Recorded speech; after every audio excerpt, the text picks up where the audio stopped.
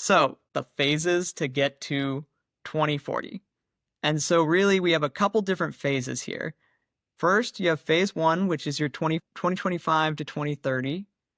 This is kind of the era of AI productivity. So this is where workers see that productivity boost. Employers maybe hire a little bit less due to the increased employee productivity, and or employees actually work less hours. And there's a couple pieces here where the AI tools are actually automating repetitive tasks. And then there's these AI assisted management. And then on top of that, you've got you doing tasks, but you're doing less tasks. So rather than doing just a bunch of repetitive tasks, those are starting to get automated away. And then you're starting to see more of people working on problems and opportunities. When we're imagining our job, it consists of mainly tasks, problems, and opportunities. Tasks are often repeat things, so repeat things that have to be done. Problems are basically issues that come up. Maybe the bot's not working, or maybe you have this fire, and everybody in business is firefighting, right? People are still going to be firefighting in deep into the future as well. But those tasks are probably going to get automated away. And then there's opportunities as well.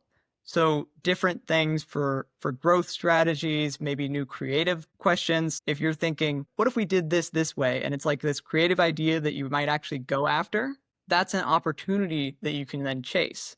So spending a little bit more time on problems and opportunities, spending less time on repetitive tasks. It's the trend here.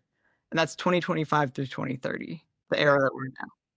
The next piece of this is understanding this report from the World Economic Forum. So when I say these things about how there's probably not going to be a lot of job loss in this 2025 to 2030 period, I'm not just saying that. This is the Future of Jobs report by the World Economic Forum, and they're actually predicting that there will be more jobs created than jobs destroyed. So all the people who are saying like, oh man, everyone's going to lose their jobs to AI, that's not what it looks like in terms of the data. And it's not what it looks like in terms of the tech either. I think this is the era of AI productivity where you see massive productivity gains, but you don't see the job loss. Job loss potential could come later, and I'll talk about that. But this period, 2025 to 2030, AI productivity. And so that's the skill to focus on. That's the thing, that's the skill to build, is understanding how you can use that to your advantage. And then the other piece here is the share of tasks and how they're being done. There's tasks done by people, tasks done in a combination, and tasks done by technology. You can see that that shifts from now to 2030, where the tasks done by technology was 22%. Now it's projected to be 34%. Then you've got combination tasks, 33% or 30% jumps to 33%.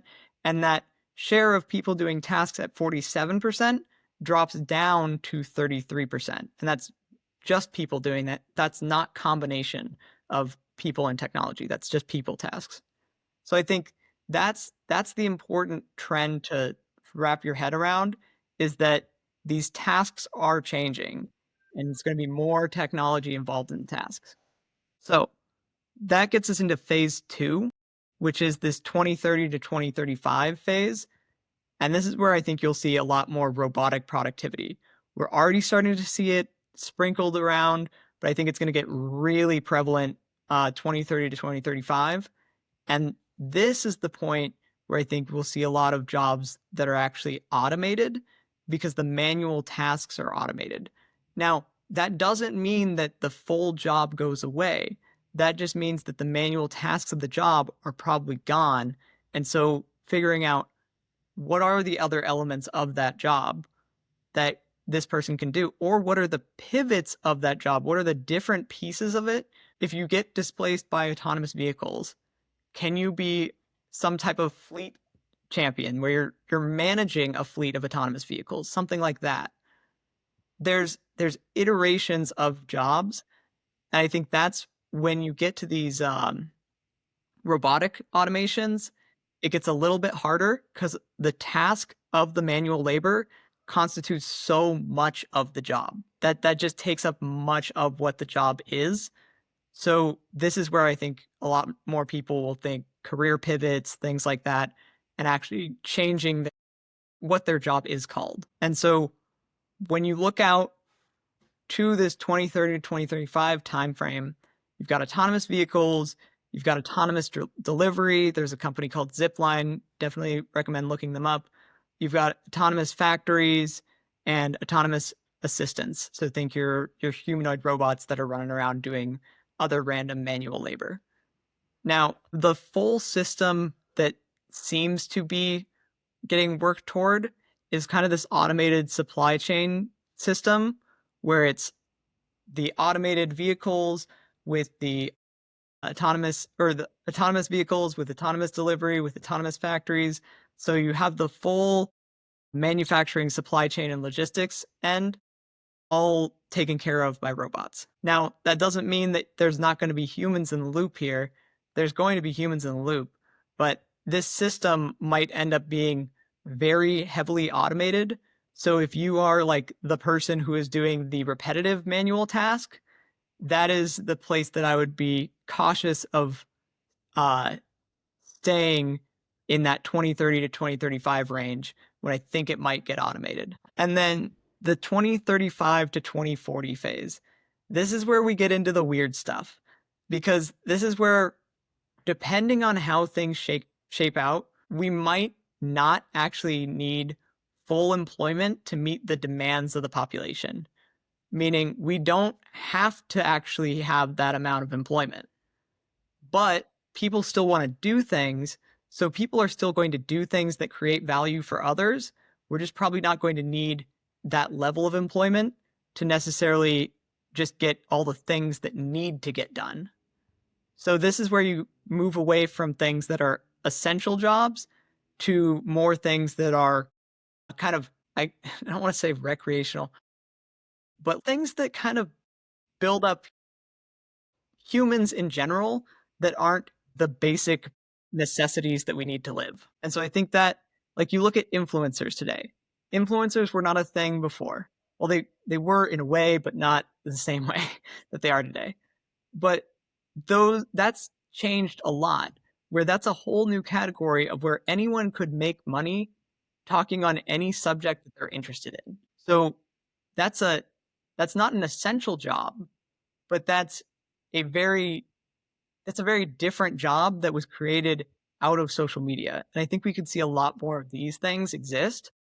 Um, and that's kind of the core thesis of the 2040 jobs list is what are those new value additive things where, say, we have this bulk of other jobs taken up. What are the new value creation things that people can still do and leverage? For example, there's someone who sells air on social media. They sell jars of air. It's like, it's a joke product. But the thing is, that person could probably actually make a living on that at some point. So, maybe they're not the most essential jobs, but there's still things that we do that add value to the world in some way. And how this ties into the whole weird economic restructuring thing, though, is that there are these ideas out there in the world of UBI and UBN, universal basic income and universal basic needs. A lot of people talk about them like they're coming in like 2030 or they're coming in 2035, but I think that's probably further out. It's in this 2035 to 2040 range if we do anything about that at all.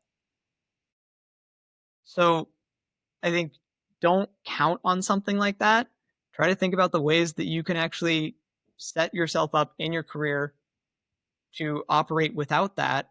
And then if it comes down to we have a UBI or a UBN system where it's like an income distribution or everybody gets a home or something like that, that's great. You can use that to your advantage.